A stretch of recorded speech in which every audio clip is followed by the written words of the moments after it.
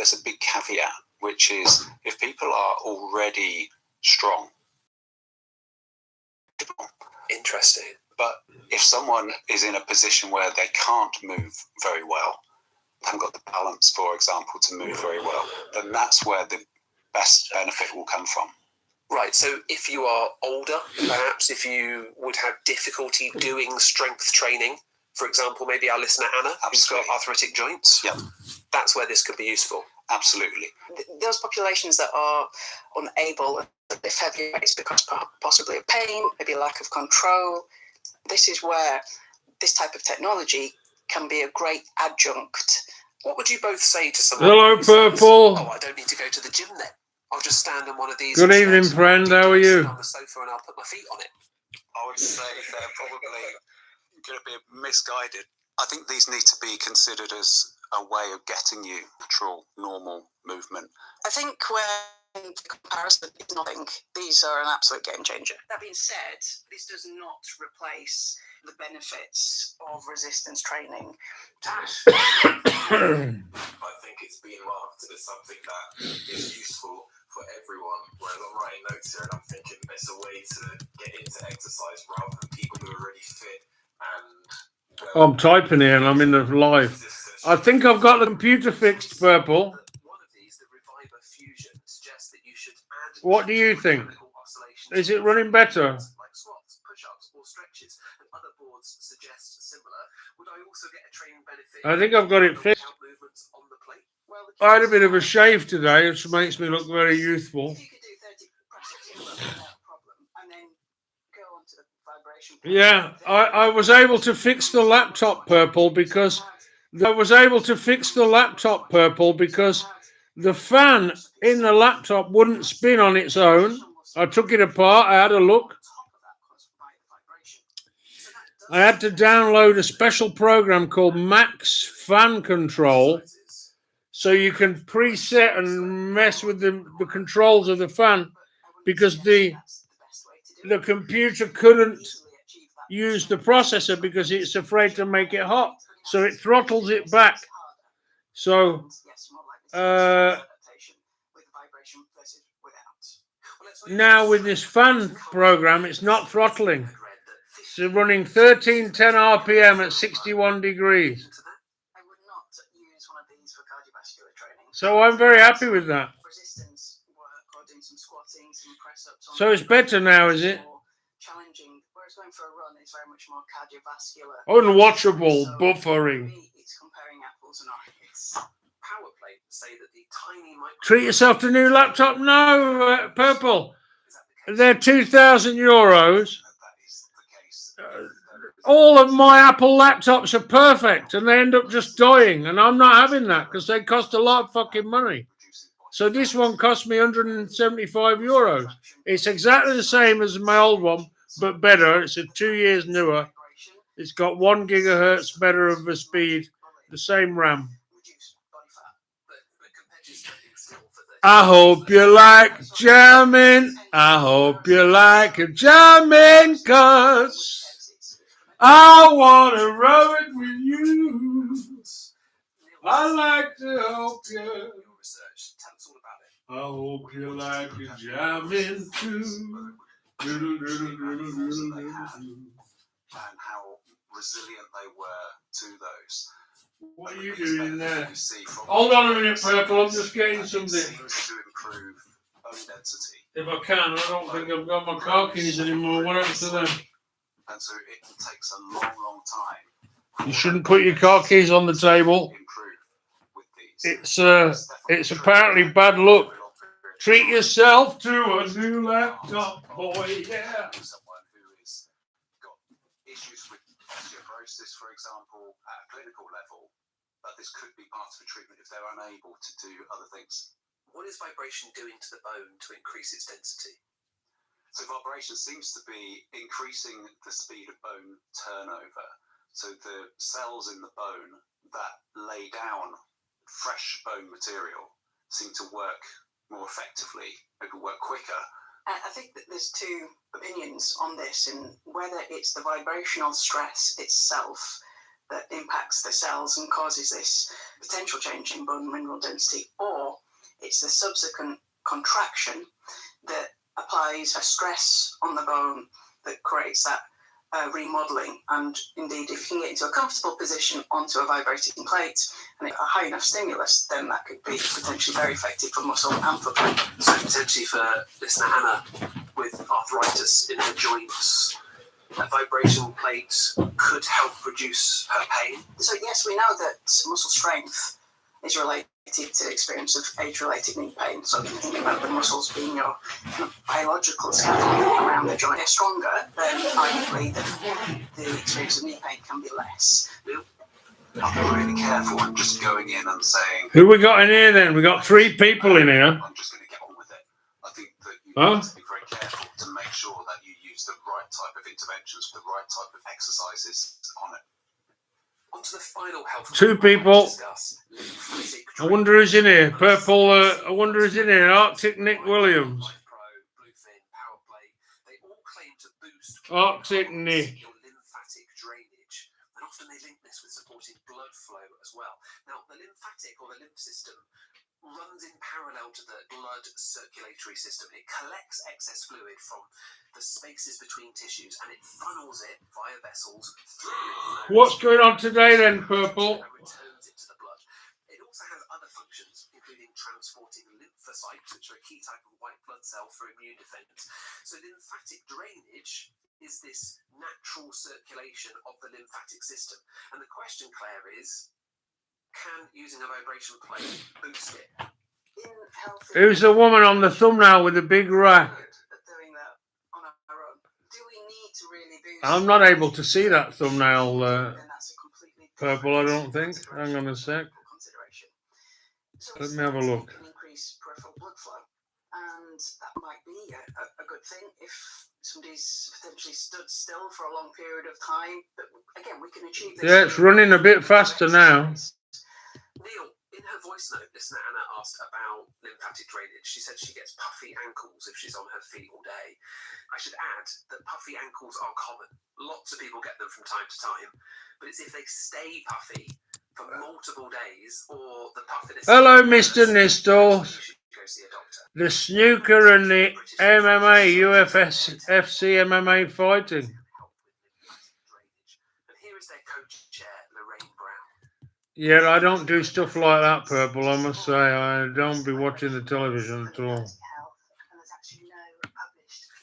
TV is something I associate with my ex-girlfriend, who wasn't a very necessarily a good person. For that reason, I don't do a lot of TV watching. Similar to like a detox juice where your Well, body I'm does going to do this. Here we got someone on here, Stephen Farthing. a juice that does it for you because your body Here we doesn't go. have them. I just think, like many things when it comes to health, it's either moderation or He likes that. for a walk or do resistance training. That must mean that Stephen Farthing is in it. Why is your hair brushed? Like to go and get a vibration. It's not. I just tied it up. It needs washing. So let's whiz I have had a shave. and see if you think any is It's my birthday today, Steve. I'm 55. the direction of their vibrations. Good evening, Mirror Mirror SWF. What a great picture, eh?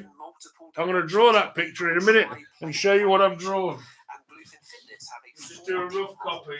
that similarly claims to combine vertical vibrations, horizontal vibrations, and micro oscillation, which by my calculation is 3 dimensions, so I guess their fourth might be time.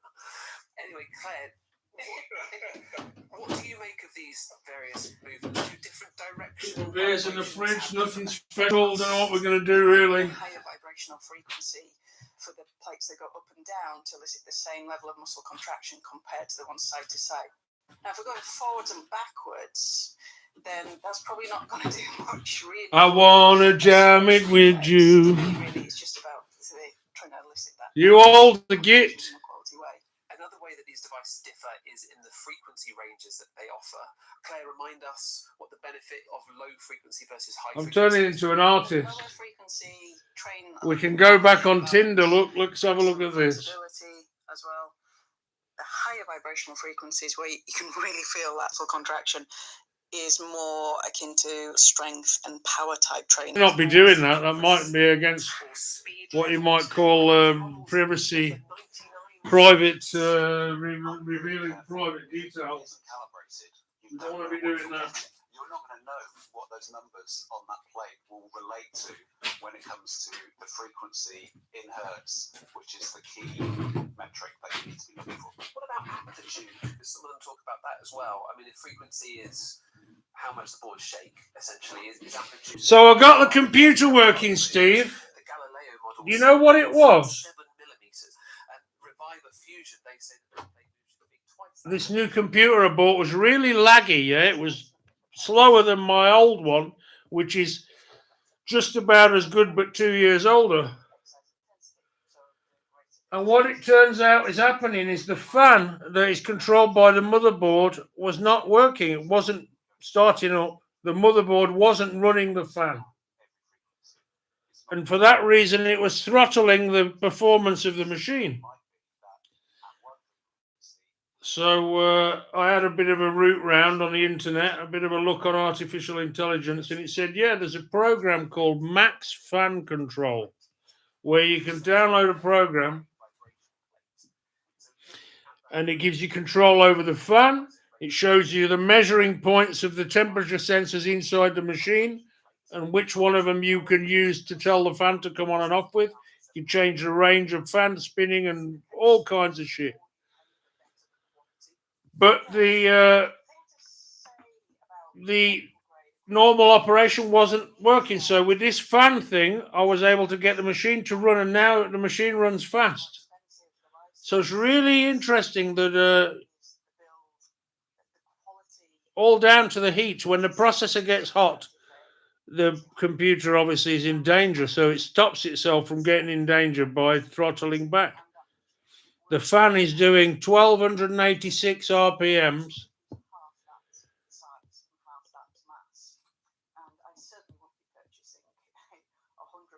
Let me try this.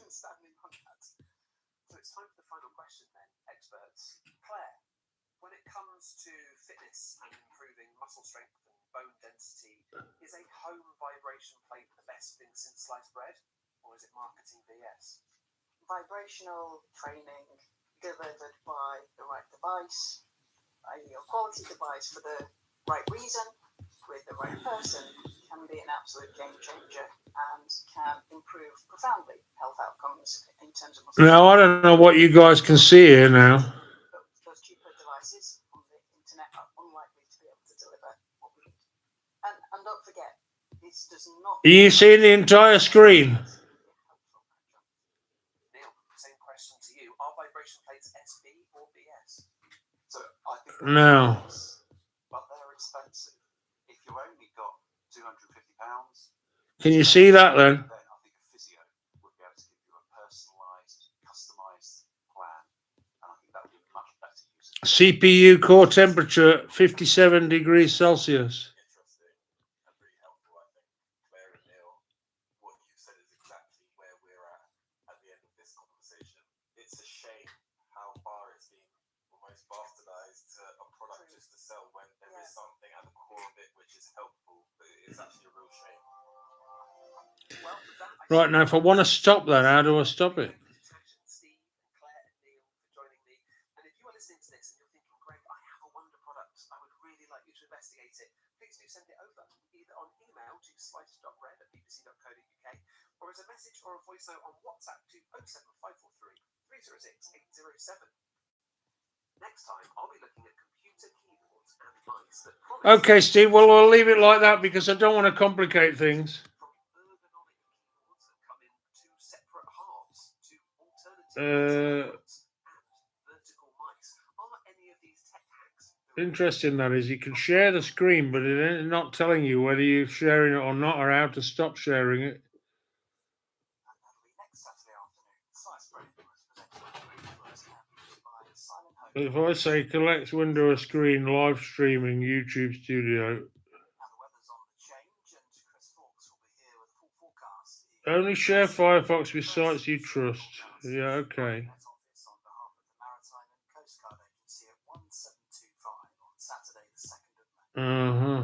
The general synopsis at midday. Well, anyway. Expected Lincolnshire 1007 by midday tomorrow. The area forecast for the next 24 hours.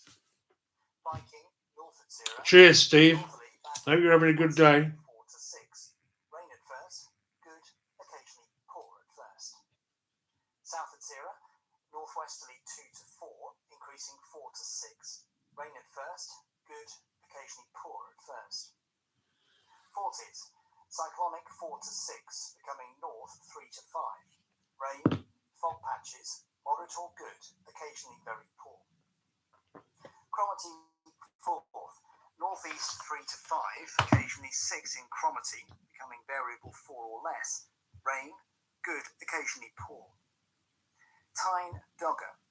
Variable 4 or less, becoming northeast 3 to 5. Rain, fog patches in Dogger, moderate or good, occasionally very poor in Dogger. Fisher, variable 4 or less, becoming northwest 3 to 5. Rain, fog patches, moderate or good, occasionally very poor. German Bight, Humber, variable 4 or less, becoming cyclonic 3 to 5. Rain, fog patches, moderate or good, occasionally very poor. Thames, Dover, east veering southwest Right then. 2 to 4, occasionally 5 in Thames. Thundery rain, fog patches, moderate or good, occasionally very poor.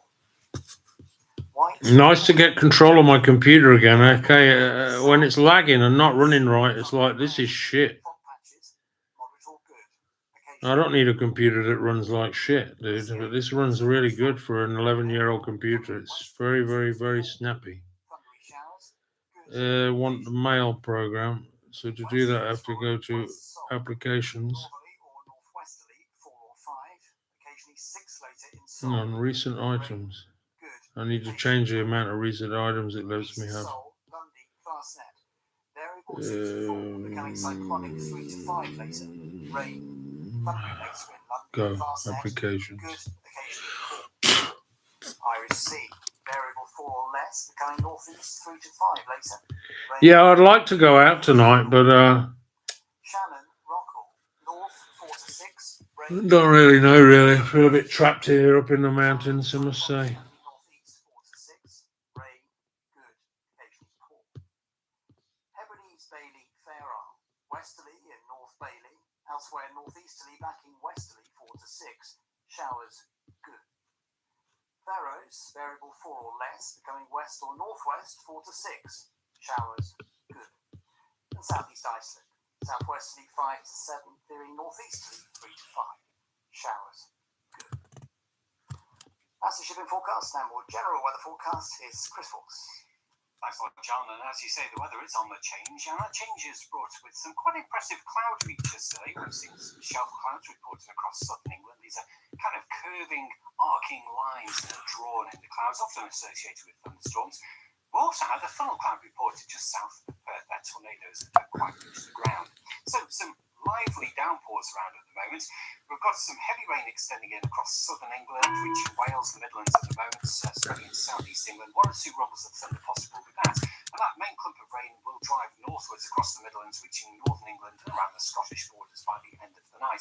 Meanwhile, further Come to Benidorm, your birthday boy. here at the moment, they'll gradually ease overnight. In Scotland, we've also got some bursts. It's 7:15. Overnight as well. So rain at times. 20 past 7. Temperatures about 9 to 12 degrees for most of us, but turning colder across northern Yeah, Benidorm's about 5 hours drive away, eh? Overall, then, a cloudy start to the day tomorrow. Most still with some piece of rain left over, particularly for parts of Northern Ireland, far south of Scotland, northern England too. The skies will then try to I couldn't do such a thing. 5 hours in a car, I would die. I haven't driven phone over there.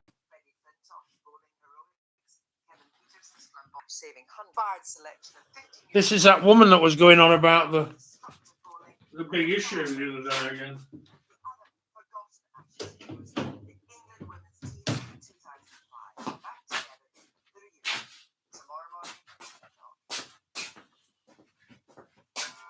Keep this well out of the way.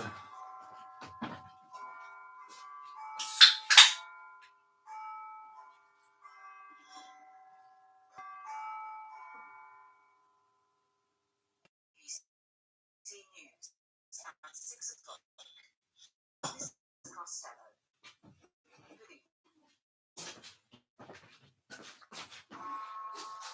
Opposition parties had a mixed reaction to the Prime Minister's suggestion that some pro-Palestinian marches could be banned.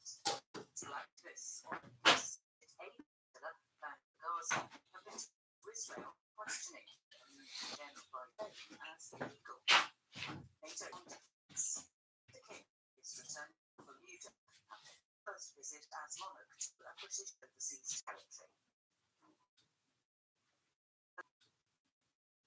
Is not said protests should be banned, accusing Starmer of Has that gone off?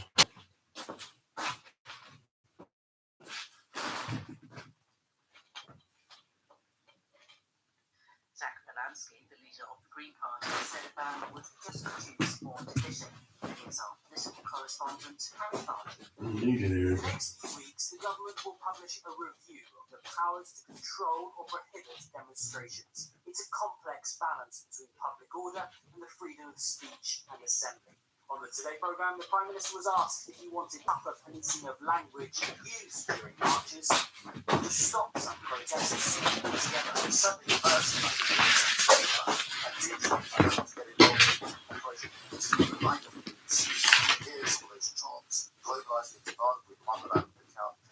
clearly there should be tougher action in relation to that. Sources stress the Prime Minister is not preempting the outcome of that review, but it is his strongest indication yet that he will look at tougher laws around protests. That is likely to be controversial. The Greens, Zach Belansky, said it would be the worst response to the attacks in Golders Green and would just produce more division. The Liberal Democrats say protests must not be hijacked by anti-Semitic abuse.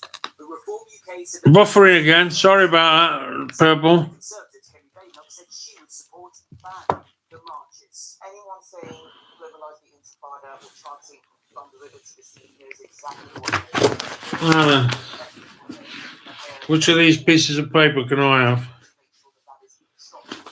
It ain't going to matter to anyone else. Not sure about that.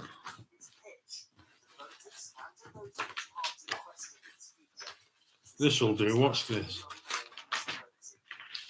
Variable speed drives. I mean, who's going to have me playing with these now? I don't think anyone's going to have me interfering with that.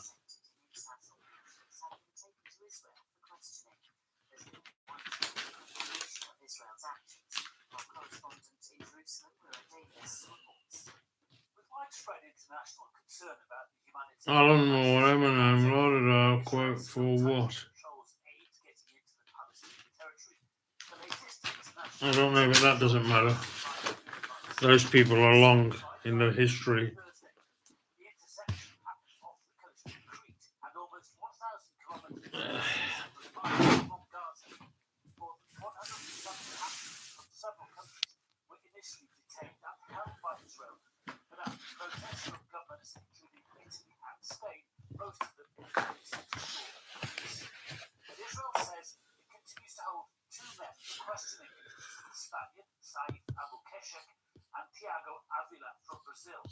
Israel says they are affiliated with the Popular Conference for Palestinians Abroad, a group that the United States has accused of acting on behalf of Hamas, while the US government has backed Israel's action and called the flotilla a stunt.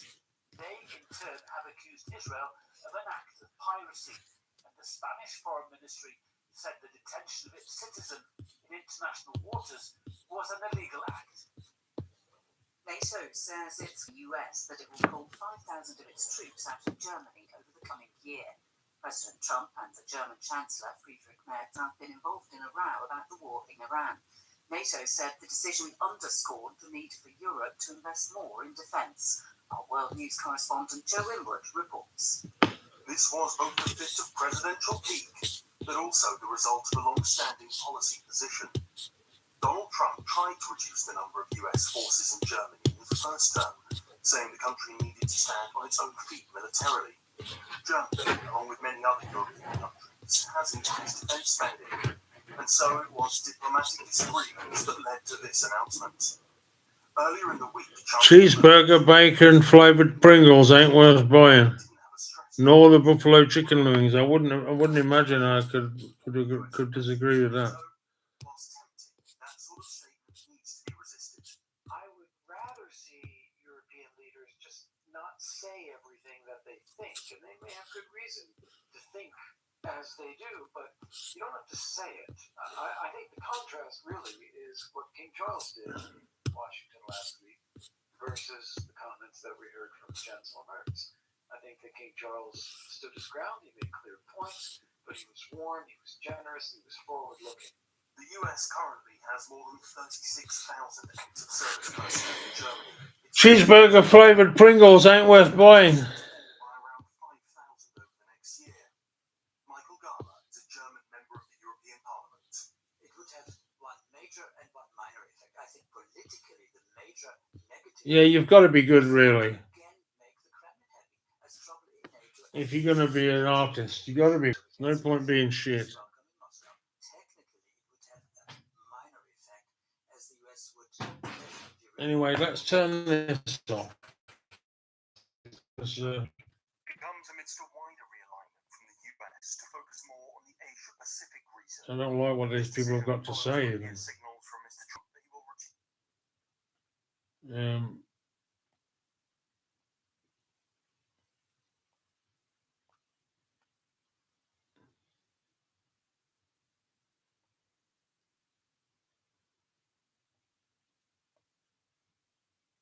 Try this.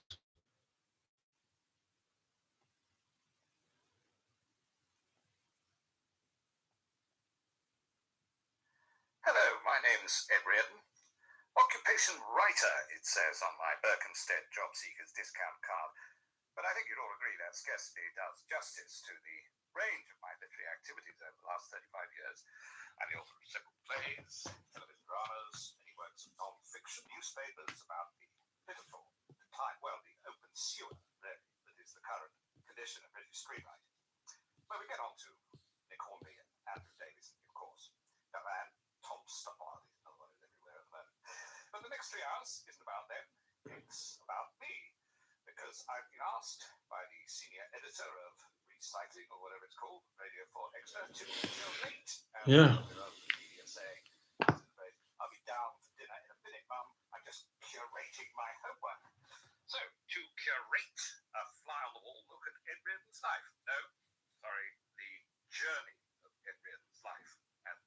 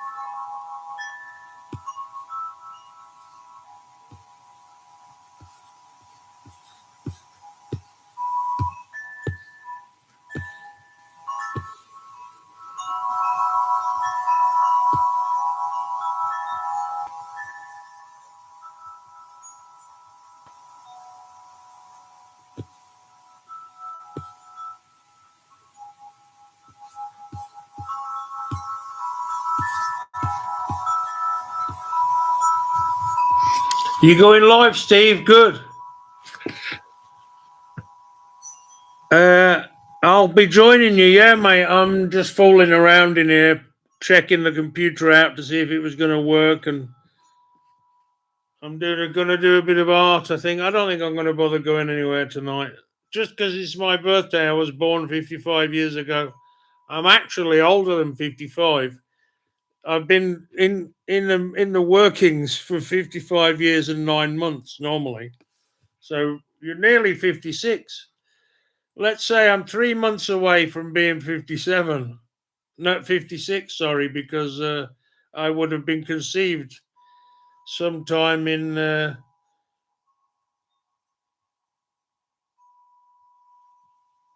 August of 1971. 1970.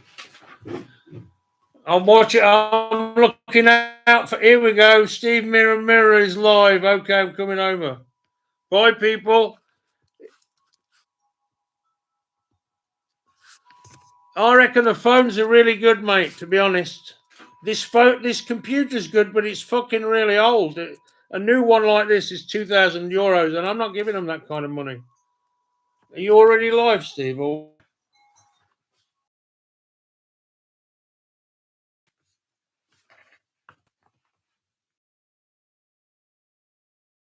look at that. Oh, that's cute. Out in the moonlight.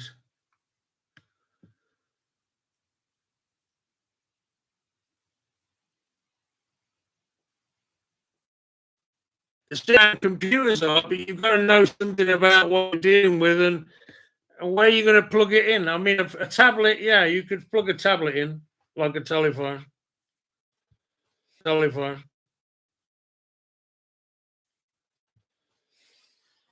I still think a good telephones, you've got to have a pretty decent phone and you've got to have a pretty decent computer, because otherwise,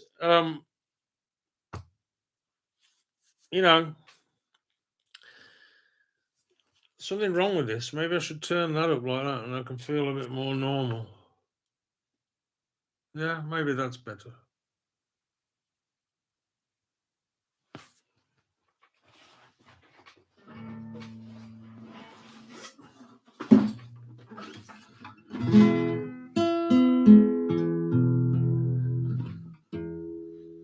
I reckon there's a guitar tuner on there, I'm almost certain of it. Just don't use it very often, but it should be on here. There's a little thing. There it is. Wrong colour. They need to use a different colour for that.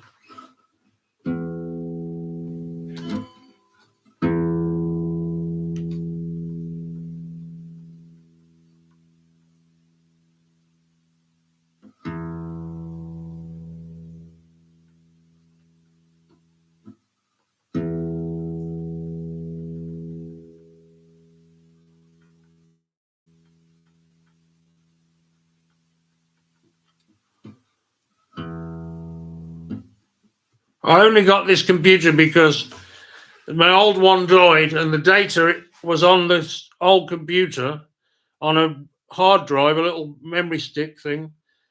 And you need another Apple laptop to be able to read that kind of data. It's no good to you on anything else other than Apple, which is fine. I'm happy with that. I still haven't recovered the data yet.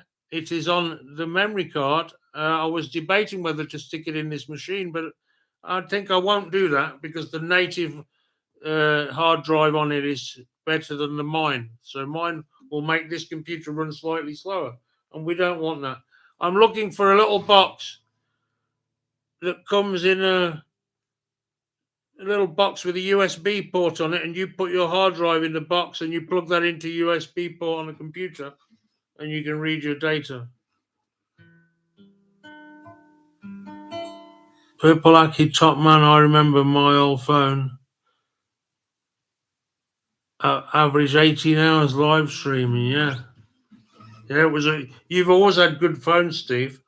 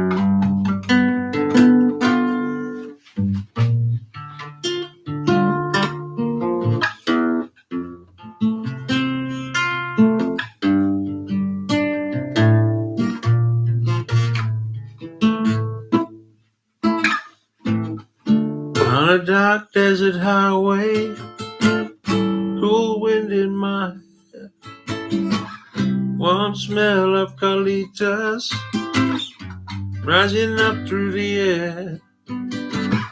Up ahead in the distance, saw a shimmering light.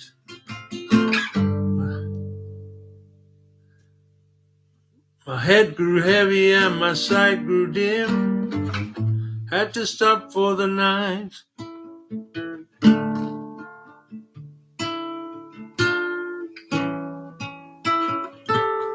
Yeah, I think a good phone for you is probably the best thing for now, Steve, as your mobile.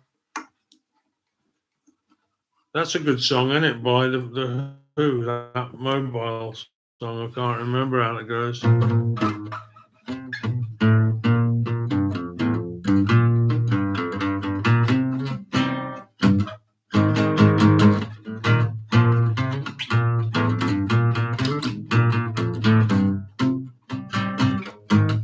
I keep moving.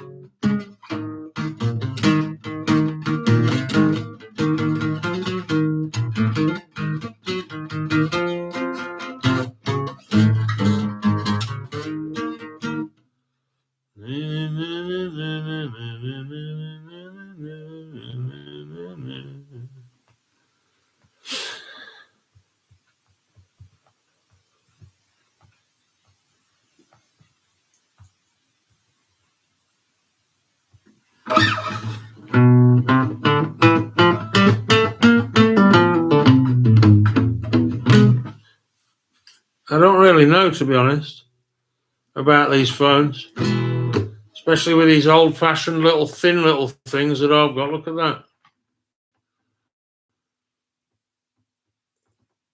They've only been a year old, 160 euros, Sony. It's very old. It's from 2017.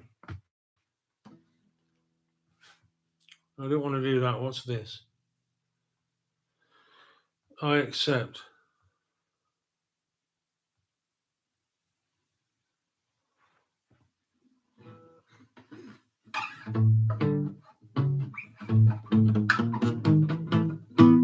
I'm going home when I want to go home. I'm going my home. Well, I'm going to find a home and we'll see how it feels going mobile. Keep me moving. Keep me moving. Grizzle's found a hedgehog, la-dee-dee-dee-dee-dee-dee-dee-dee-dee.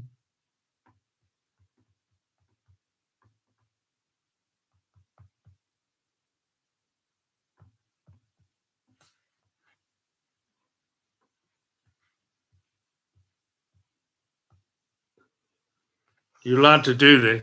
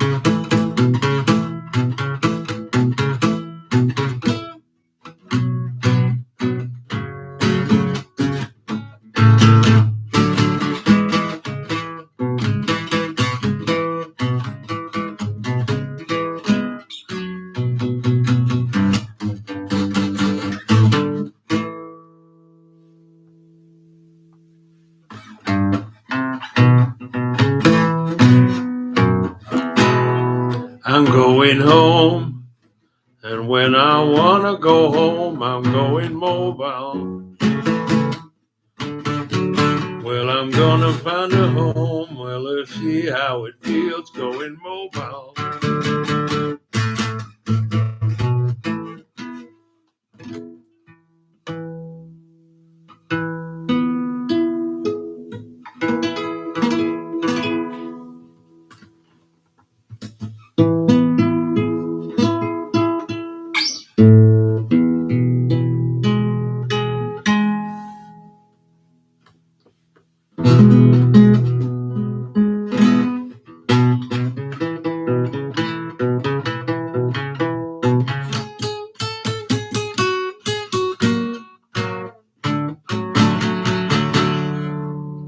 I'm going home, and when I wanna go home, I'm going mobile.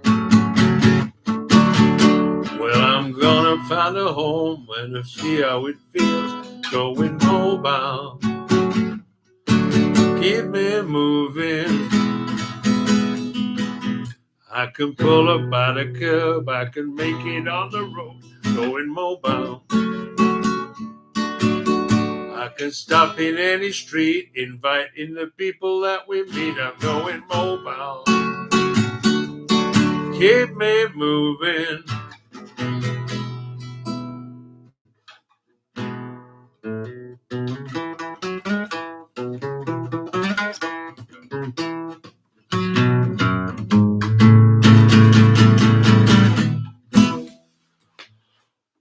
When I'm driving free, the world's my home. I'm going mobile. La-dee-dee-dee. It's very foggy up here on the mountain tonight, Steve. Foggy on the mountain top. I'm going to make my escape, Steve. I'm planning my escape. I want to escape from New York. Let me turn these lights out a bit. They're just too powerful, aren't they? We need like that's it. Kind of relaxed, but no glare. We're getting glare from the other one as well. I don't dare put any drinks near my computer. Just out of paranoia over that might have been what killed my last laptop. But under thorough inspection, I didn't see any.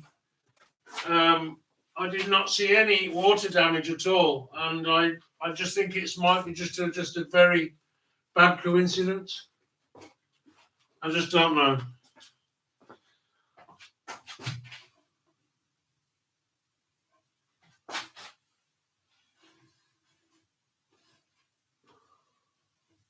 We don't like that, do we, Elgar?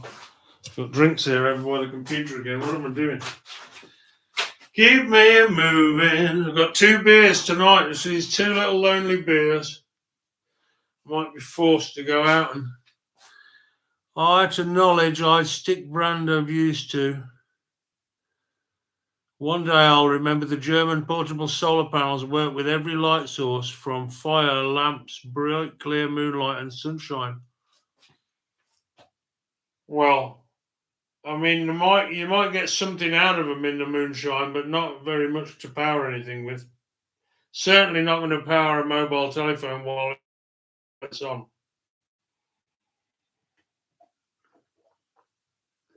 Might give it a tiny trickle of charge, maybe.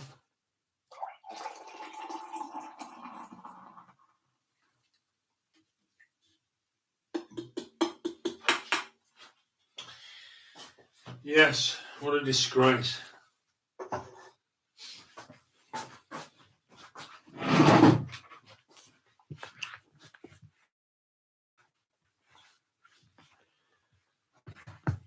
So what music can we have on that's sort of not going to get us into any trouble?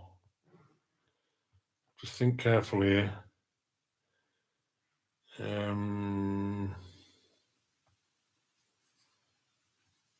Nothing that's important to anybody, that's for sure. What do I listen to that's not important to anybody? We could put the rest of Ham on Rye on, but somebody might get excited about that.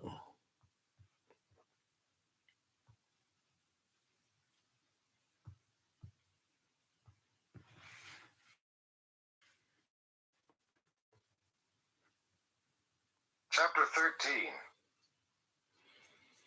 I was in the 4th grade when I found out about it. I was probably one of the last to know because I still didn't talk to anybody. A boy walked up to me while I was standing around at recess. "Don't you know how it happens?" he asked. "What?" "Fucking." "What's that?" "Your mother has a hole." He took the thumb and forefinger of his right hand and made a circle. "And your father has a dong." He took his left forefinger and ran it back and forth through the hole. "Then your father's dong shoots juice, and sometimes your mother has a baby and sometimes she doesn't. God makes babies." I didn't like the sound of what I was hearing. Then I was reading what you were writing and listening to that, and it did not sound good. It was on about your father's ding dong shoots juice. And I'm like, what kind of language is that? Okay, it's plain talking kind of language, but still, I don't want to hear that kind of shit. Just like you don't want to see me posting photos of whatever it was I was posting. Oh, I remember. You were telling me that you didn't want to hear about me going for a massage when I went to that woman to have my neck massaged. I know it sounded a bit dirty. Actually, my neck's not feeling too bad tonight, I must say. Right, so what was I going to say? My laptops, Steve, are top. These laptops are fucking top notch. When they're running properly, it's foggy, Steve. Total fog. Not very cold. Probably about 19 degrees in here. No fire on. It's cloudy all over. I was thinking of going down to Fuengirola or somewhere, but it's even cloudy there. I'm not driving down to the coast just to sit in the car in the rain or sit under a bridge in the rain. But I'm going to be definitely living on the streets. I've been having conversations with artificial intelligence, trying to ask them about my state of mind, and they're full of shit, dude. These artificial intelligence are telling me, "You've got money, why don't you go in a hotel?" Because I don't want to go in a fucking hotel. Who's telling you to tell me that I should be in a fucking hotel? Is the question I was asking it. What the fuck has it got to do with it? Artificial intelligence that I'm more comfortable sleeping on the street than going in some dirty hotel or whatever else they were going to want me to do. I just told them to fuck off. I said the human condition, there's no good giving logic to a person whose thoughts and minds are ruled by emotion. Yeah? When I'm repairing a car, I'm using my mechanic skills. There isn't any emotion coming into fixing a car or fixing it to a computer. But if you're talking about dealing with people, then emotions do come into it. The human doesn't do everything based on logic. It does it based on feeling sometimes. on compulsion. We're compelled to do things that we shouldn't really be doing.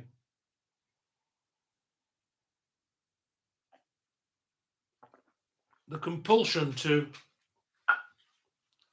do something that you're not supposed to be doing. Now let's have a quick go at this. And what we're looking at here is we want a quadrant here like this. That's a quadrant. Should we make it tighter? These laptops are kick-ass, Steve, but they've got to be working right. If the fan's not bolted down properly or whatever the problem is, and the fan won't come on, the computer will run badly because it won't allow itself to destroy itself. They're very clever things, these fucking laptops, I tell you. But it don't want to destroy itself due to... Are you meditating when you focus on jobs? I do like that. I remember I was showing my son, we bought him some of these tiny little toy soldiers made of plastic, little German soldiers, World War II stuff. And we bought some little paints and we painted the guns black and the soldiers green uniforms and really tiny detail. And my son was just sat there with his mouth open like this, just mesmerized by just me painting little soldiers. We're just watching it. He was fascinated. And yeah, I think we do when we get into that zone of doing something. I did my accounts the other week, last week, when I got this computer going. And once I got into it, I really enjoyed doing it. Taking every statement of the statements, typing it into the spreadsheet, making sure it all added up, telling the taxman how much money I'd earned and how much I'd spent. It is like meditation, I agree. What am I trying to do here? Let me get this back. So that's the only quadrant we're dealing with there, isn't it? So let's basically mark out this quadrant. On the process.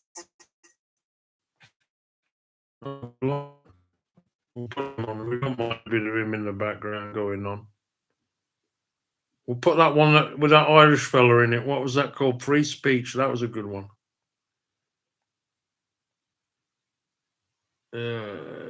For free speech. This is a good one, this one. Shameless, shameless, shame. And Andrew Nichols. Episode 2. Put that in the background. Now then. Monday. Another 7 volumes of Ed Reardon's diaries were dispatched to my agent last week, fully annotated, of course, with extensive extracts from my correspondence with the great and the good. Also, a few suggestions for the blurb. A spicy hot pot of anecdote and opinion, laced with a generous pinch of rancor. I'll just check the emails, see if she's got a publishing deal for the diaries yet. Dear Mr. Ed, I am auditor with Central Bank of Nigeria. Here we go again. How much does he want to pay into my account this time? 15 million. Worth a moment's thought during this morning's bargain hunt. What's this one? Stop all the clocks, yeah. Eli and Bill are getting married. Are they now? We think it would be fab if you could attend at our forthcoming nuptials. Oh, really? You think more taste than a descendant rank cliche, not to say bad grammar? P.S. Hope you can come, Dad. Dad? Oh, not Eli, Ellie. And that's how my daughter's spelling her name these days, is it? I'll have to think about that, won't we, Olga? After giving due consideration to the Bank of Nigeria offer. Still, nice of her to ask, I suppose. Right, to work. Like Herodotus, Pepys, and Evil at War before me, though emphatically not like Bridget, expletive inserted Jones, the Reardon diaries offer a unique literary snapshot of our times. A writer's burden stretching from the present day. Yeah, it depends what you're using it for. One of these like this with a new battery and they get a couple of thousand cycles out of them, will run all day doing one thing. You got everything running and all it, pushing it and really working the machine. It ain't going to last very long. But,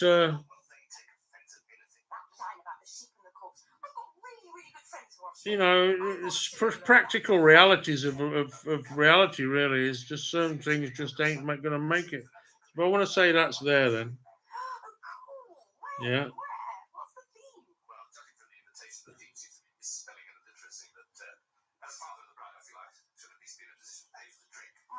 I could be much more reckless there, but I don't like being reckless.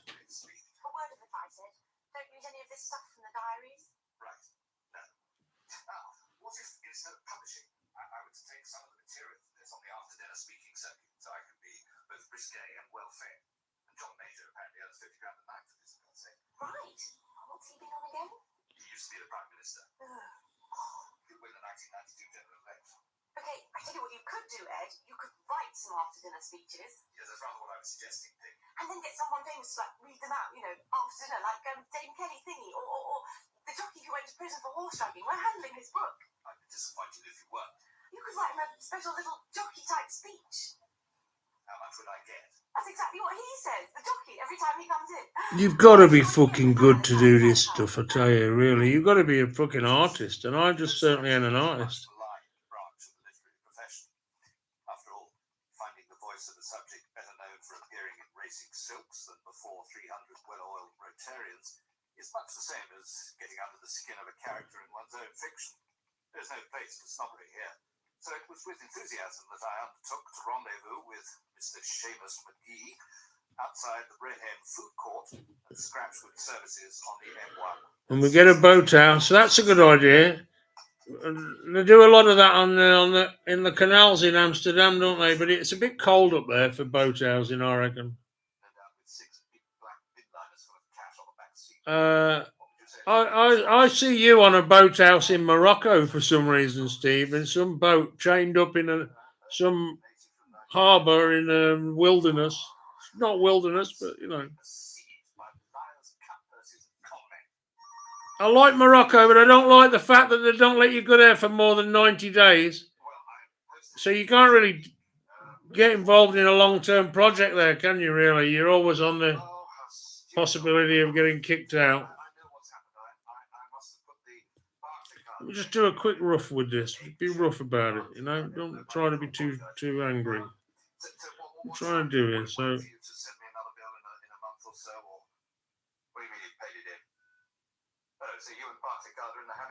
I mean, that would be the cheeky way to do it would be doing it like this. Let's do it the cheeky way. Look at that. Yeah?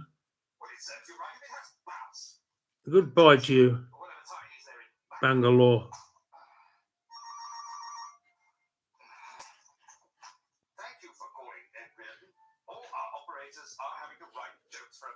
Oh, that's a pity.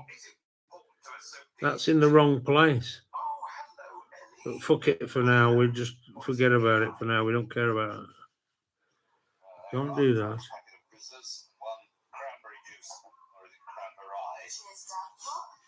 not sure I like your hair like that, Ellie. What do you mean? It's all gone. Shaved it off like 5 years ago. And your young man, Bill, is he able to keep you in the illegal substances to which you're accustomed? I'm clean now, Dad. So's Bill. He's a lecturer at Sussex University. The semiotics of Scooby-Doo, I don't doubt. That's really cheap, He teaches music. Oh, sorry, what sort of music? Queen's. Oh, what? Renaissance music, that sort of thing. No, Queen the band. He did his PhD in the lyrics of Bohemian Rhapsody. And that pays well, does it? 40 grand a year. And from what I'm bringing in from designing the dream catchers, that makes 41. So you haven't got too much to worry about, Dad. Well, as I said on the phone, I would like to contribute somehow. What are you doing about your honeymoon? We're going to California. They have a Queen convention every year in Scaramouche. Bill's a speaker, so it's all paid for. Well, I'd like to put some money behind the bar. How many people are you expecting? 200 or 300. Don't worry, we'll just be happy if you come. Does that we include your mother and the Reverend what's his name? Don't start, Dad. We all want you to be there. Well, of course. How can I forgive the cliche, your big day? I'm not only going to come to my daughter's wedding, I'm going to make her proud of me. Proud to have me sitting next to her at the top table, and proud when I stand up and make my speech. Right. And I'll tell you what I could do. Instead of paying for the drinks, I could arrange a church. There's a place in Perry Vale on the A40. I filmed there once. You slip the priest a couple of bottles of scotch. I'm sure you get it virtually nothing. Actually, Dad. Wednesday, it seemed that the doting father was to be frozen out of the formalities. The organisation of my daughter's wedding was in the responsible hands of the former Mrs. Henriette Janet and her freshly ordained significant other, the Reverend Toyboy Tim. The Reverend Toyboy Tim, eh? Happy couple sashaying down the aisle, banging. You don't like that very much, does he? Let's let them get on with it. I have bigger fish to fry, more important speech to write, and one which will be not only appreciated but paid for by Shameless Seamus at Scratchwood Services. Use a right up there when we call you Henrietta. Oh, hello. Sorry, I thought the car was empty. See you down there. I've been here 20 minutes. I'm going to book you in the half in with that door. Right. So what's missing about that is the actual... Who we got in here then? I can't invite Dan in here really because... Sorry, I don't want to...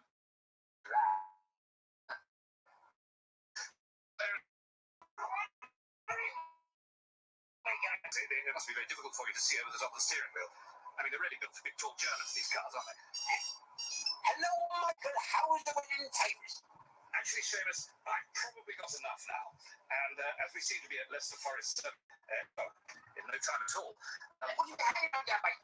Got a little bit of business to do. Don't want you to hear what we're saying. No, I don't think there's much danger of that. The old fella's been having a word with the milkman. Ed, would you mind getting out of the chair? Ted, mate. Yeah. Boy, how lovely to see you. Hello, Felix. What are you doing here, Rick? My two favourite clients together in my office again.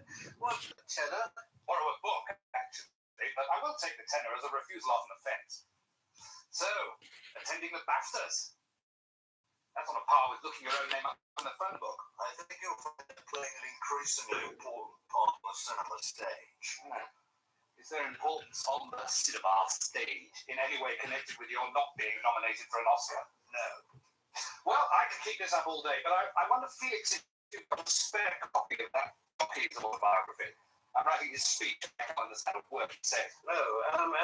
Top shelf. That's the Farter's Dictionary. Come down from there. Here? No, that's How to Burp. But do take that too if you need jokes. It's sold terrifically.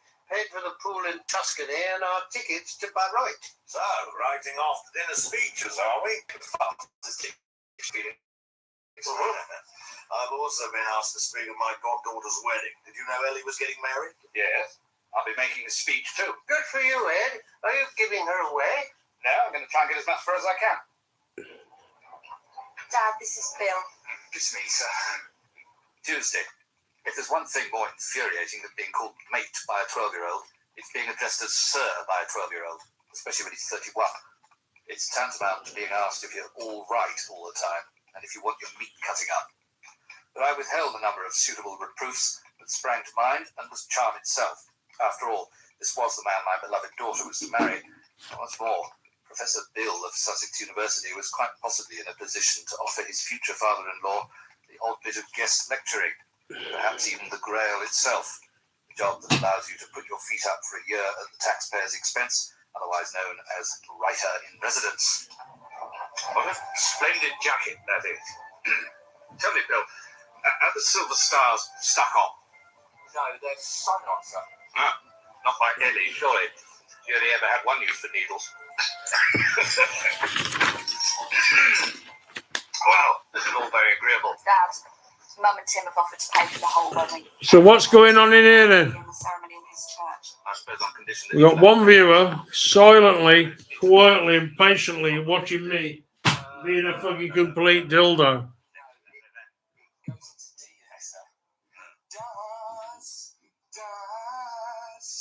Wherever you may be. Shut up, Ryan.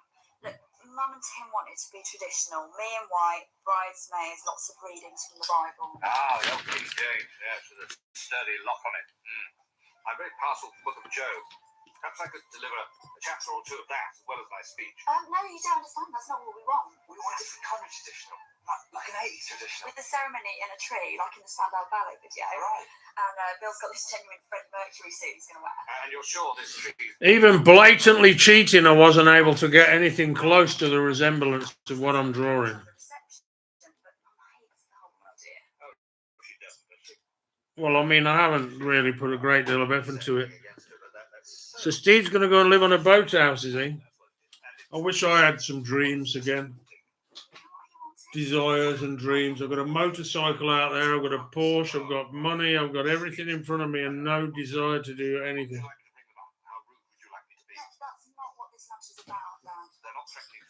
Someone took all the wind out of my sails long ago, and I'm not really very interested in going sailing again. Absolutely, yes, I said I would, and I will. Your special day, and I'm not about to spoil it, like some people. Hey, it's only money. So, Bill. Oh, yeah. We thought it might be cool if I, formally ask your daughter's hand in marriage. Oh, dear fellow, of course. Nice to see some traditions being upheld. I couldn't ask for a better son-in-law. Oh, Dad. Now, tell me, Bill, do you currently have a writer in residence down there at Sussex University? Yeah, Lynn Truss, she's great. Yes, isn't she? Yes. Thursday, my offer eyed 3 dozen cases of Asda 7 for 2 Bulgarian Shiraz for the reception went down like the 2002 vintage, actually.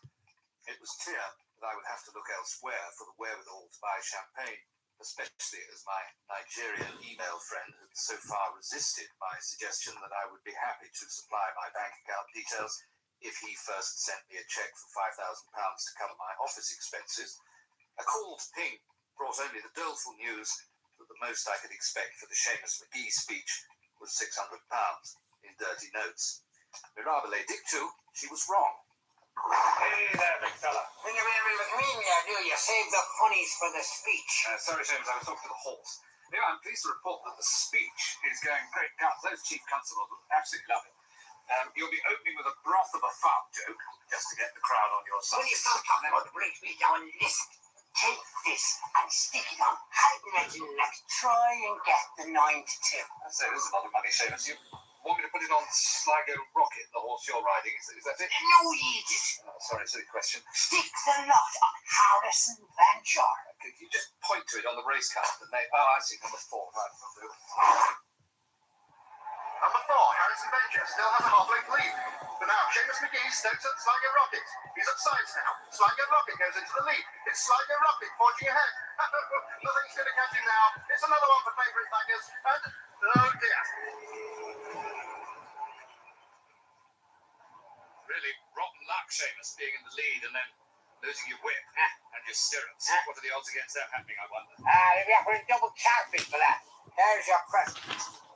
You give me too much here. Shut up and have a drink. You insist, I will. Not Bulgarian either. The wedding champagne issue had now been resolved to the satisfaction of all concerned, except possibly for Happy Jack, the Sandown Park bookmaker whose disposition was palpably less sunny as he emptied the contents of his leather satchel into my plastic carrier bag. All that remained now was the speech. When it comes to public speaking, a professional wordsmith starts with a great advantage. But as I explained to my writing class at Berkhamsted Leisure Centre, the art of speech writing is primarily a matter of gauging the mood of your audience. Oh, I think I must have dropped off for a second. I didn't snore, did I? No, hardly at all, Lon. I'm just saying that tailoring your material to the demands of the event is all. Don't know about tailoring. You look very smart tonight. I had to see the back of those sandals. Thank you. Well, presentation is important.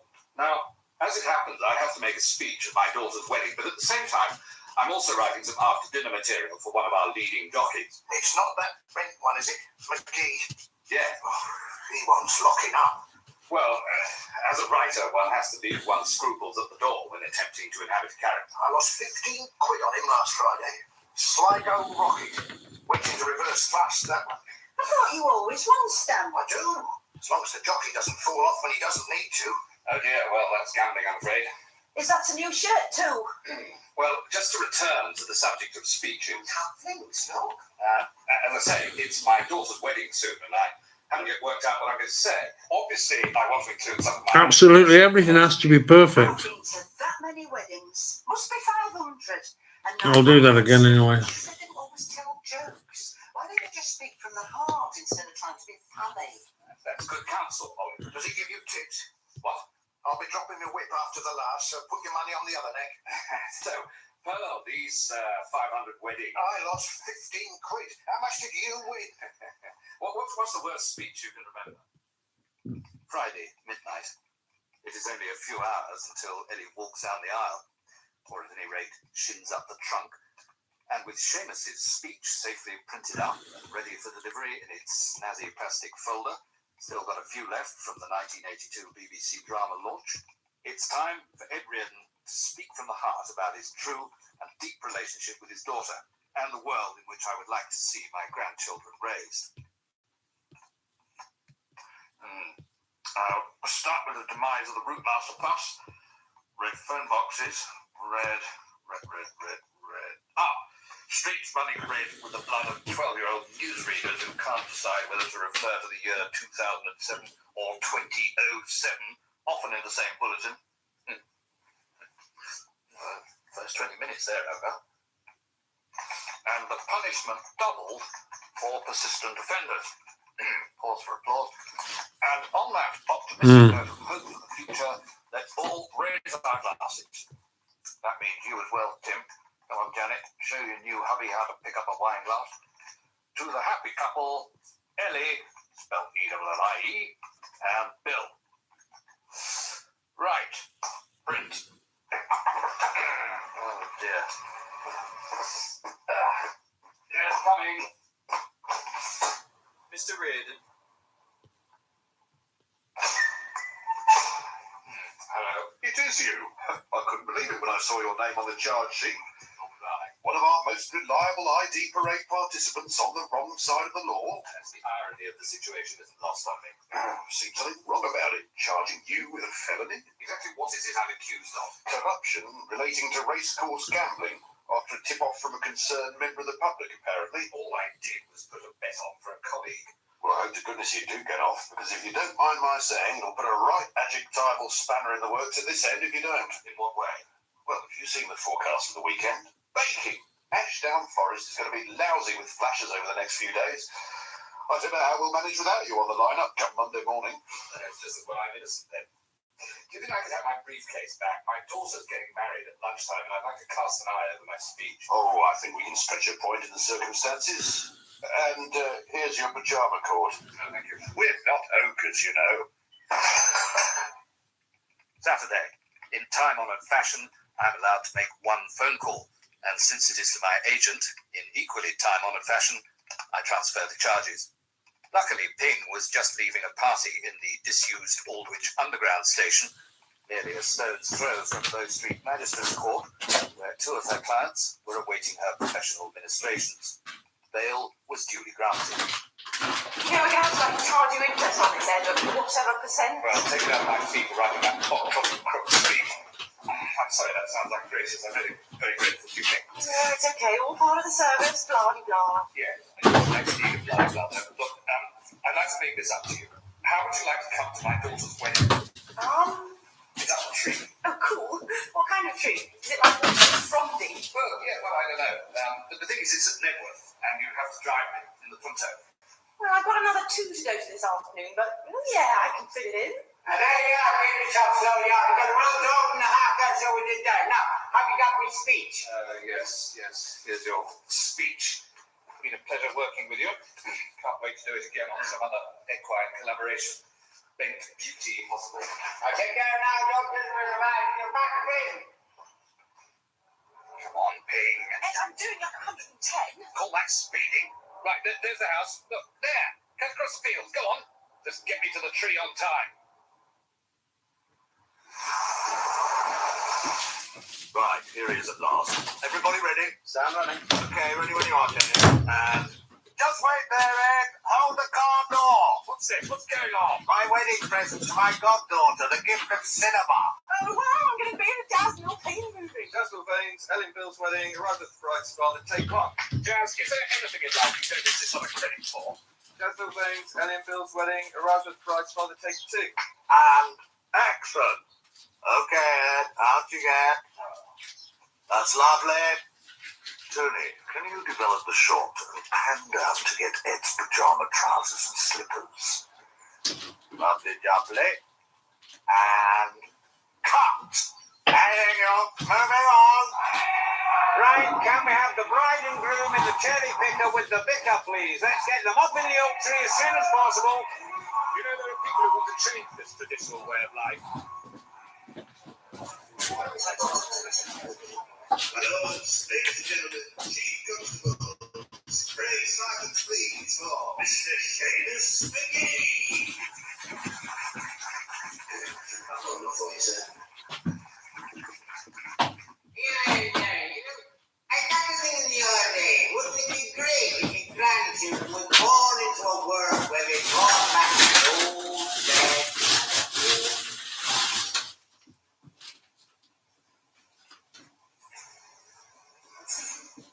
Yeah, you have to think about that one a bit.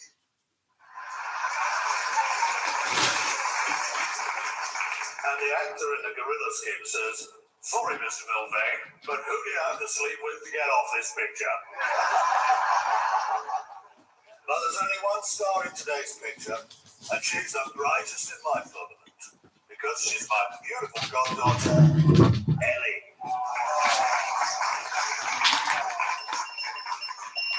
Now, please silence for the bride's father, Mr. Ed Reardon.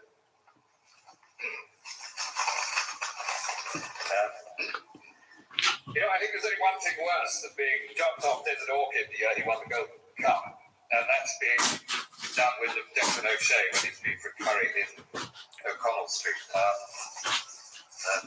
For my notes, bear with me. Because every time you give them a corner, they open the shop there. That's not good. And I tell you another thing that makes me sick to my teeth. 12-year-old newsreaders who split their infinitives. Jesus is my fart joke. Well, I suppose I better explain why I stand before you now, dressed in a pair of striped pajamas. Though some of you may not have noticed this due to the eccentricity of your own attire. But the reason is that I've come on from Bow Street Magistrates Court. Excellent canteen breakfast, by the way, if any of you are thinking of committing a felony on your way home. The champagne that you just drained from your glasses to toast the happy couple was, in fact, exclusively funded by illegal gambling to the tune of £60,000 in a Waitrose carrier bag. Maybe the best will do for Ellie. So, it's not unfair to say that in the process of losing a daughter, I've gained a criminal record.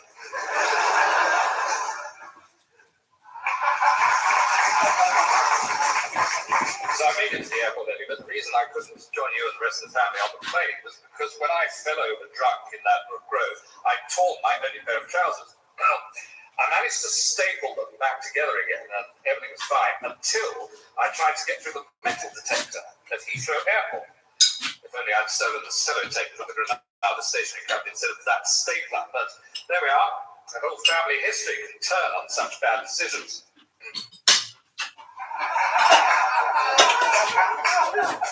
So, as a symbol of my hope that we can patch things up now, and of course, your future happiness together, Ellie and Bill, I can get this briefcase open. I'd like to present you with this.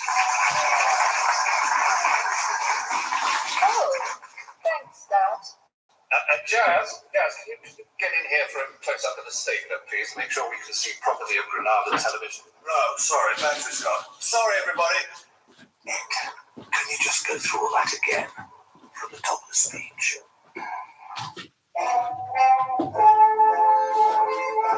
Ed Reardon's Week starred Christopher Douglas, Cole, John Fortune, Martin Hyder, Philip Jackson, Rita May, Geoffrey McGibbon, Barunka O'Shaughnessy, Alice Whitehead. It was written by Christopher Douglas and Andrew Nichols. The producer was Simon Nichols. Stephen Polyarkov, whoever he is.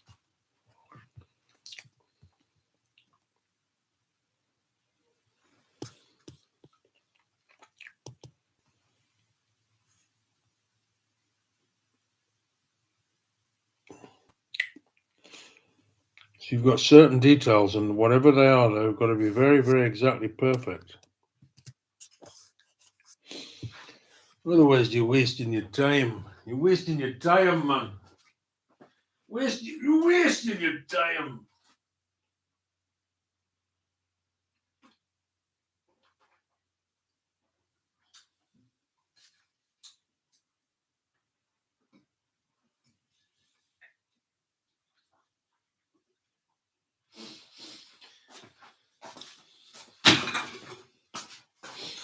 Yeah, when I asked the artificial intelligence about whether I should go down to Fuengirola and sleep in the streets, it didn't want me to do that at all. It said, "You've got money.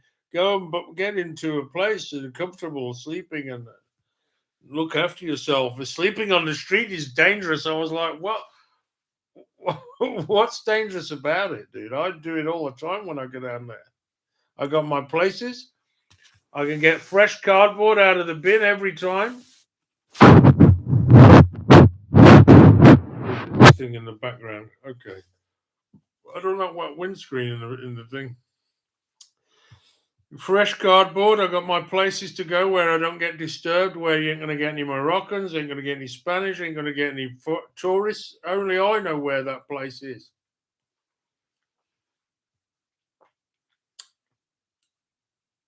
And you don't get any trouble down there, I must say. Now, what is this picture missing here that I'm not seeing here? Something's not right about it.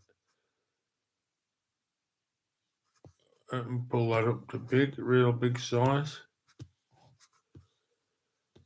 I mean, if I was clever, I should be able to draw that exactly as it is, with all the nuance and everything that it brings with it. If I was clever, I should be able to do that exactly as it is. But I suppose the one major problem is I've got some shading there. It's not all black.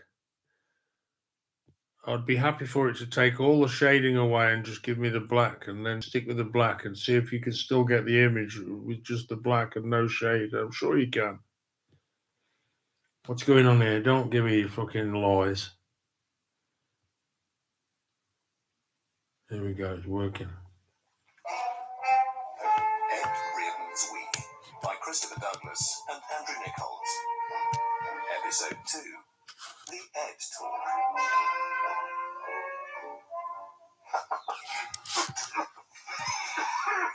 Come on, you. What time is it? 10 o'clock. Changeover day. Look at you. Falling asleep in your clothes. That'll be working, Stab. My view is no respect for the press goes. Not while I'm living in your shed, anyway. What's this?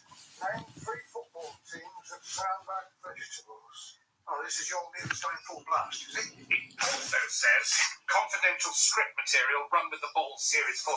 Never heard of it. Well, why don't you go and catch up? 10 a.m. It'll be on now. I've got a new couple arriving in the honeymoon cabin in an hour. It'll still be on then. ITV4 shows it continuously throughout the day. They may even catch the Wayne and Colleen wedding special if they're lucky. You're working for me now. Under the terms of your tenure. Yes, I know. Lead me to the broom cupboard. I want my honeymoon cabin hoovered, dusted, sheets changed, bathroom aromatized. You nearly lost me my 5th star for not folding the toilet roll in a V. I used it to scribble a quiz question about the Belgian 2nd Division. Did you know it's traditional in Ostend for the supporters to turn up with a rucksack full of Andrex? Come on. The happy couple will be here any minute.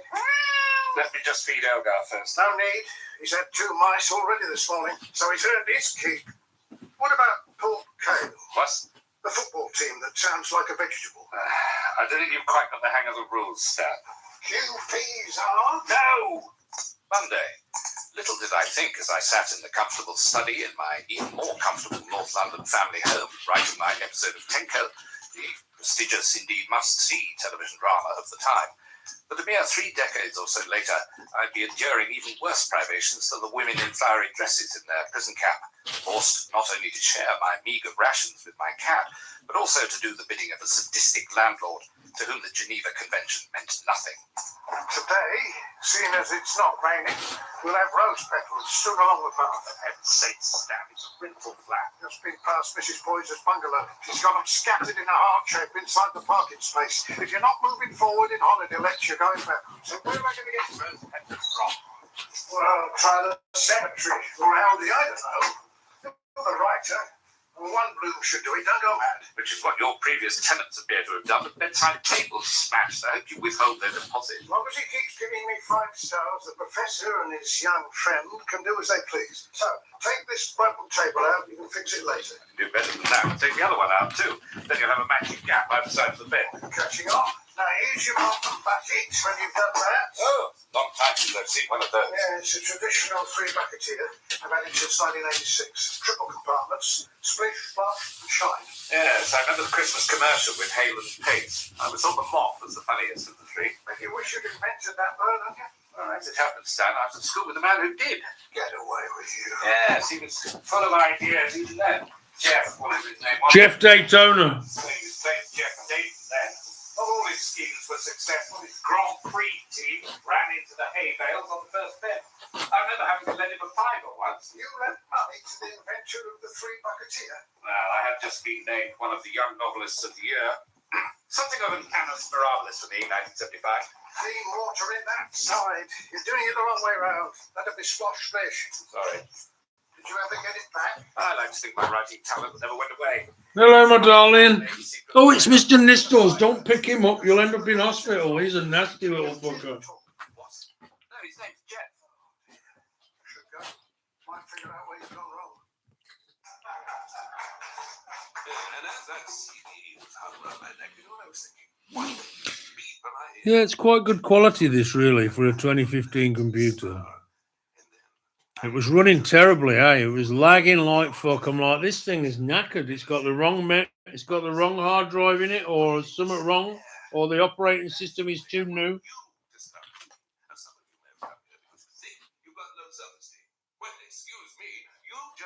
I still haven't finished this. I've got to get the nose right. Nose is wrong. Noses are incredibly difficult to draw,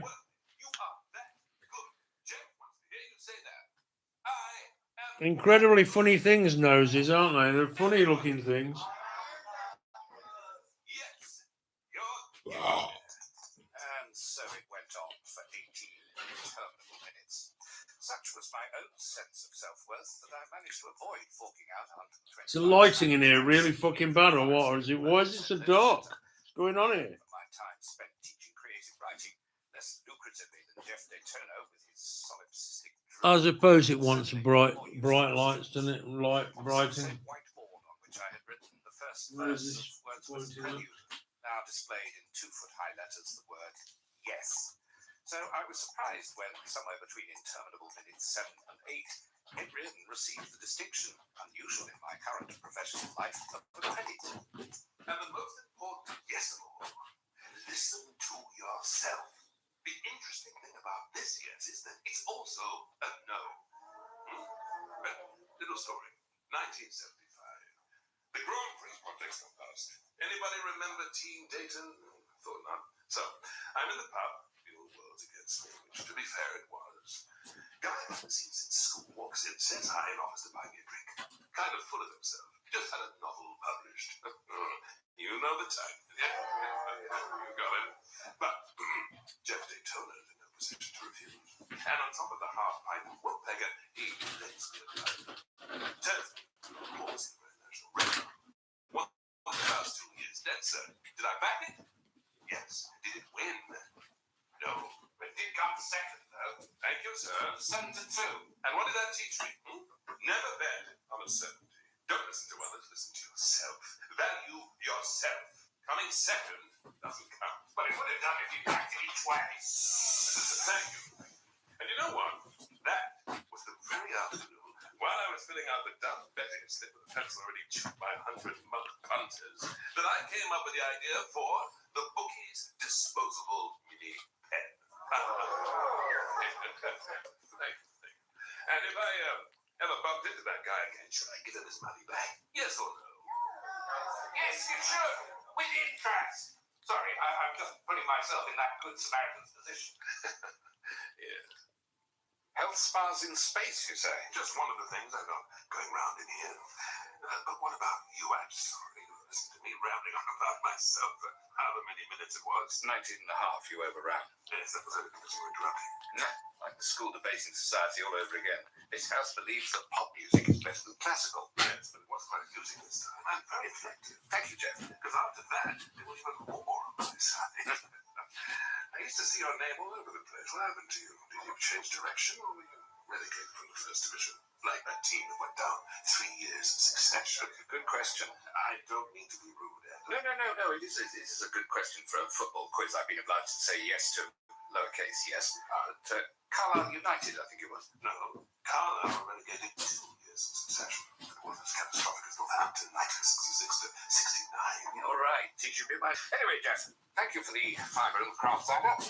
I must be away to direct my thoughts to the name that way kit round. It's okay, the car's out in front. Jeff will take you home. Anyway, you're forgetting the interest you mentioned. £35. Thank you. How'd you work that out? You did on a watch. See, measure steps, calories, and it goes slide left. Compound interest. When did the A appear at the end of D? I started selling the Bucketeer in the States. Jeff Dayton. Added a few zeros to the turnover. Maybe I should try that. Riadona. But why not? Reading hasn't got very far in 40 years. Now let's see, 20, 25, 30, 25. Yeah. Oh, just a thought. All right, what do I have to do for this? No, I'm looking for a collaborator. Right, would this be on Earth or? For the time being. And one thing else, what's my secret? God's honest truth is, I don't know. And then I think to myself, I'm sorry, that's not good enough. I don't buy it. No, need us. Jeff Dayton. In a bottle or book? Not book, office. Or a bucket? We're on the same page, Ed. It could be all those things. You probably need to settle on just one.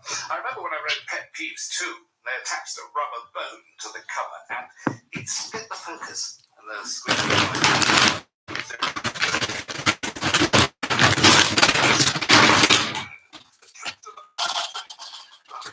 It's all there. What is exactly? The Jeff Dayton said that it's broken, so fix it. All it needs Is is someone to flesh it out into 300 pages.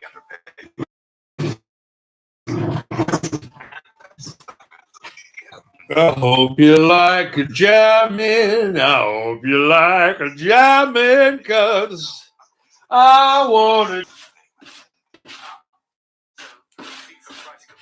Solo voy con mi pena, sola mi condena. La di di di di di di. Di di di di di di. La di di di di di di. Da di da di da di da. La da di di di di di. Di di di di di di. Clandestino. Da di di di. Da da da da. Di di di. Clandestino. Marijuana illegal.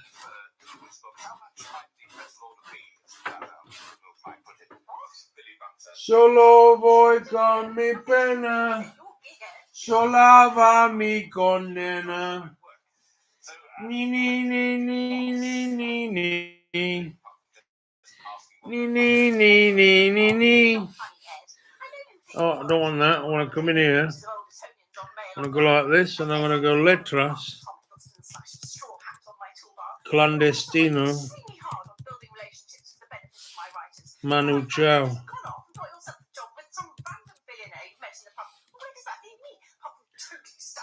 Solo voy con mi pena, sola va mi condena. OMFG! Hiddles is literally wearing a baseball hat. Right. Just ask for 10 grand, but be ready to do it for 5. Sorry, Ed, I've got to concentrate on this. Incontrovertible truths common to high-value individuals, is that right? What does Jeff call himself on his website? That's the word. I'll put the initials in brackets after it. HNWI. That's another 2 words. Oh, I could use this too from this speech. If if I had a yacht for every guy who's come up to me after one of my business seminars and said, Jeff, I feel like I'm banging my head against a business brick wall. I'd have fewer yachts than I do now, but I'd need the whole of Chelsea Harbour to build the question I can. Good news, actual truth. True. Somewhat to my surprise, I found that the act of drafting a sample chapter for the delectation of competing publishers began to wear down my resistance. The phrase, if you take the same route to an empty well, buddy, you're going to end up thirsty, struck an acutely uncomfortable chord. Had Ed Reardon been guilty of making the same mistakes year upon year, was my entire opus no more than a series of fruitless trips to an empty well, my thirst slaked only by the ever-diminishing annual Tenco repeat fee? Did I dare to change? I resolved to make a start with my letter to the customer services hub. Don't get me wrong, guys. The denting of the picture tin was no doubt an understandable consequence of a busy morning's shelf stacking. See, Elgar? Calm and reasoned. Had I noticed the dent before leaving the store, I would, of course, have brought it to the attention of your unfailingly courteous, incredible customer services staff. I mention this only in the hope that other shoppers may be spared similar disappointment. See attached JPEGs of dent, landscape portrait, and a copy of 75p receipt. Yours, etc. Have a fab week.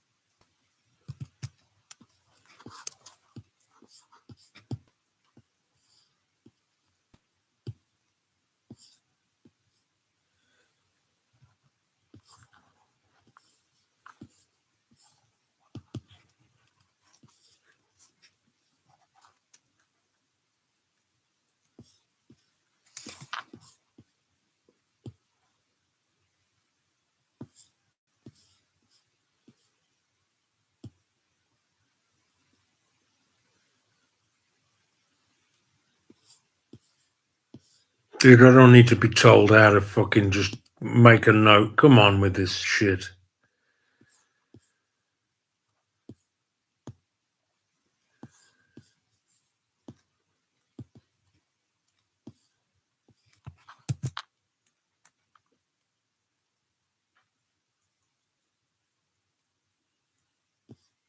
At all. Let's try.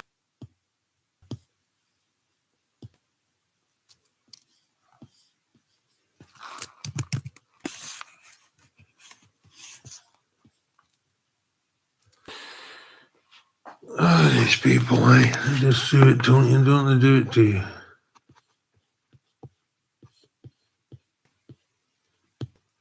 Let's copy. Yeah, and we're going to get the second lot.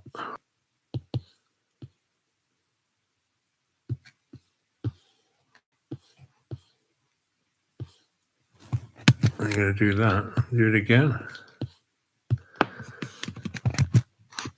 It's Purple Happy likes this tune, doesn't he? He loves it. I love it as well. And we want this last bit. Come on. Stop fanning about.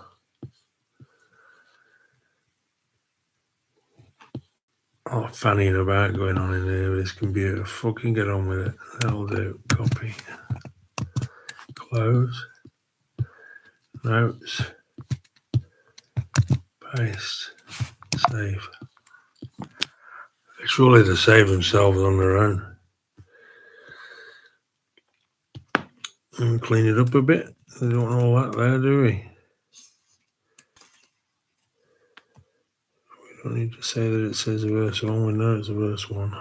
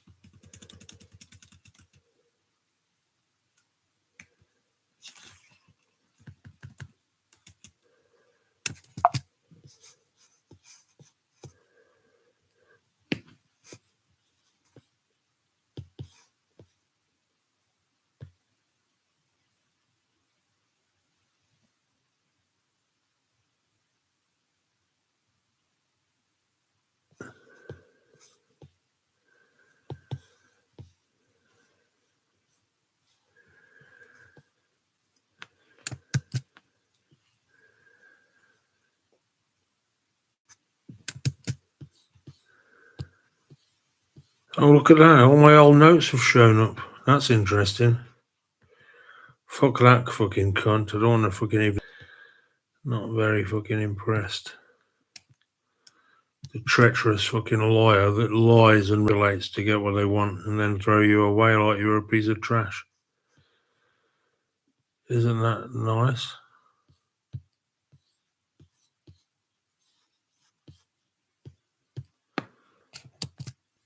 Yeah, I do like the way this computer runs for a 11-year-old computer. It runs pretty fucking smooth. I'm very happy with it, really. I'd be more happy to have my original computer not having broke. Got no more beer left, dude. That's the end of the beer. Well, you just have to get used to that. You ain't got any. The only way you're going to get any booze around here is by going out. What time is it now? 8:45. You could suppose that Asadellino is open at this time of night, but nobody wants to see me there, and I don't want to go there, and I'm not that bothered about drinking. But it certainly is my birthday tonight, and I would like to be out having a drink. Maybe I'll go down to Viña Castilla and have a gin and tonic to take me through to the late hours of the night and then go to bed. And tomorrow's a new day, isn't it?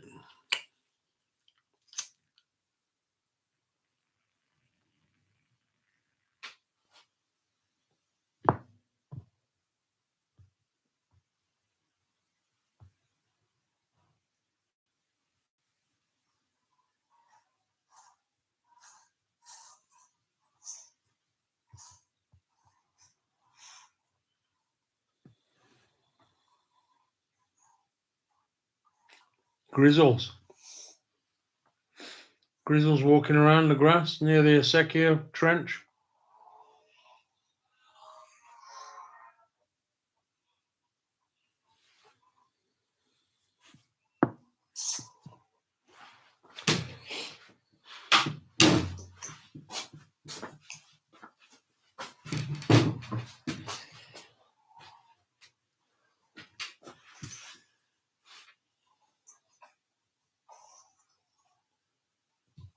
Grizzles laying in the water. Look at that. Calling off his little testes. Here we are. Still listening again, being busy brushing Grizzles. Then been walking about, only 3 minutes, been filming Grizzlies doing his thing. Yeah, I'm looking at it now. It's looking very nice. He looks very happy. He's having a rest in the water.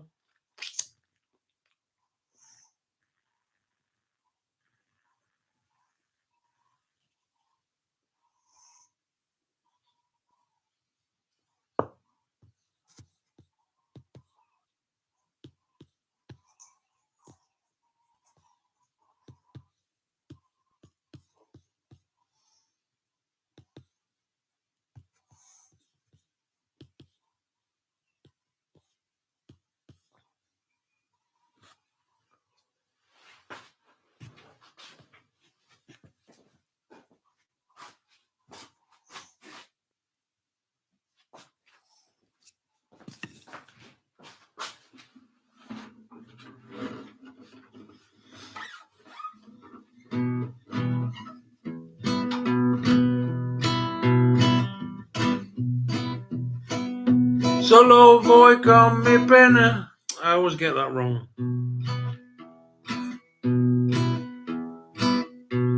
Solo voi con mi pena. Sola va mi condena. Eres mi destino. Parabola la ley. Perdido en el corazón de la grande Babylon. Me dicen el clandestino, por no llevar papel. Pero una ciudad del norte me fui a trabajar. Mi vida la dejé entre Ceuta y Gibraltar. Soy una raya en el mar. Fantasma de la ciudad, mi vida va prohibida, dice la autoridad. Solo voy con mi pena. Solo voy con mi pena. Sola va mi condena. Carrera es mi destino, por no llevar papel, perdido en el corazón de la grande Babylon. Me dicen el clandestino, yo soy el quebrale, mano negra, clandestino. Peruano, clandestino, africano, clandestino, marijuana ilegal. Solo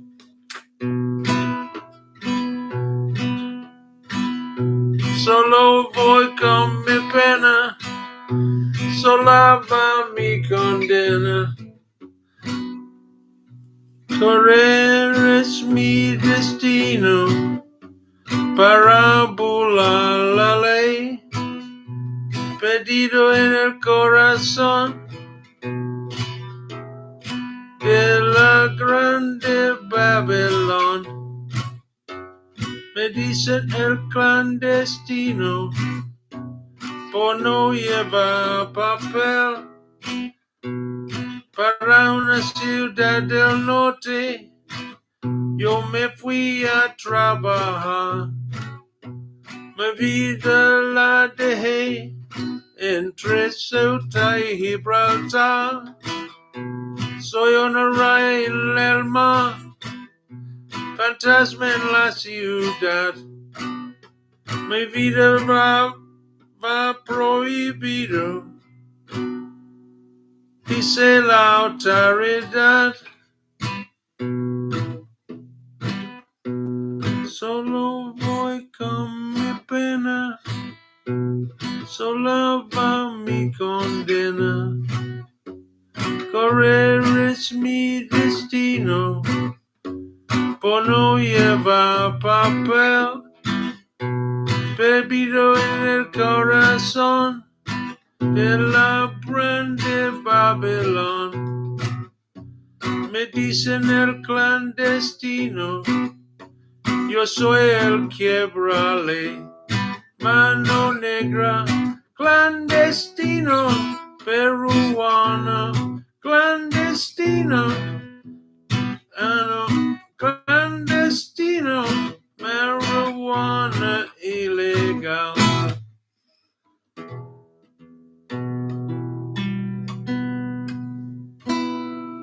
Solo voy con mi pena, sola va mi condena. Correr es mi destino para burlar la ley. Perdido en el corazón de la grande Babylon. This song, by the way, whoever's watching, is called Clandestino, and it's by an artist called Manu Chao. And we're going to just hear a little clip of it because I need to hear how it goes. And for educational purposes, that's allowed. Because I'm showing myself how to play it and how you guys how to play it without really raping his music. It's a great tune, by the way. I think I heard one today. It was live. It was very good.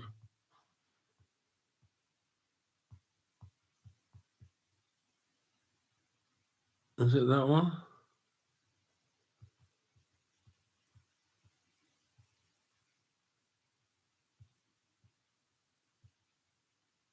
We'll go with that one. Live's always better because it's more raping. I don't want to hear that, that's for sure.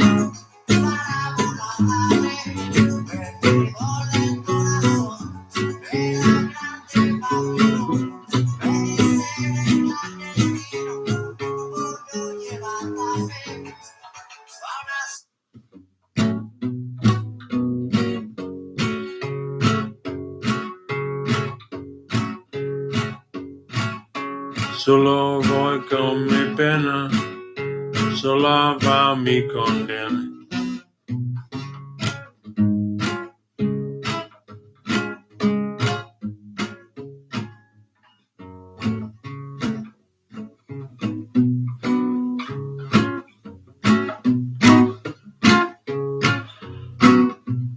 Something like that. Solo voy con mi pena, sola va mi condena.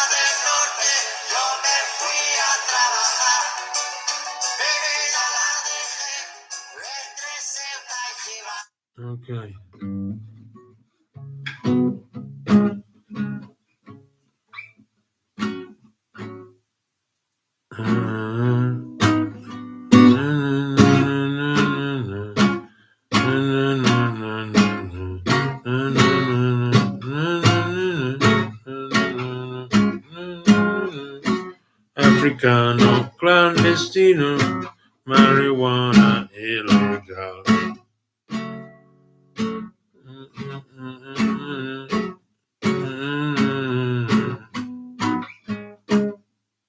I still don't got that down. I don't understand how that's doing that, but still, never mind. Oh, do we like jamming?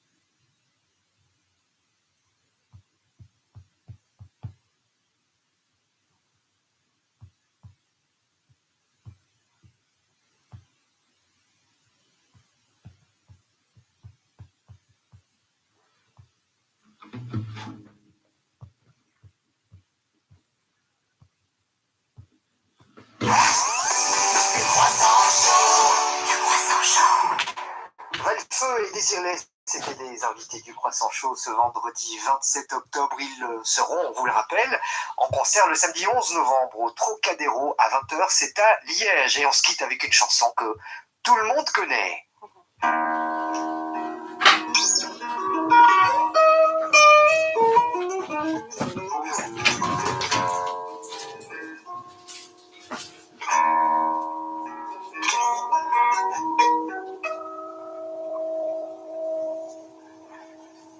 Au-dessus des vieux volcans,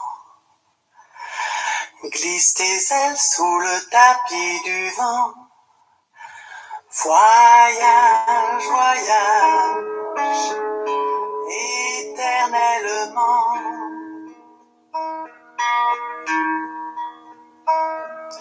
De nuages en marécage, devant l'Espagne en pluie d'Équateur. Voyage, voyage, vole dans les hauteurs, au-dessus des capitales, idées fatales, regarde l'océan.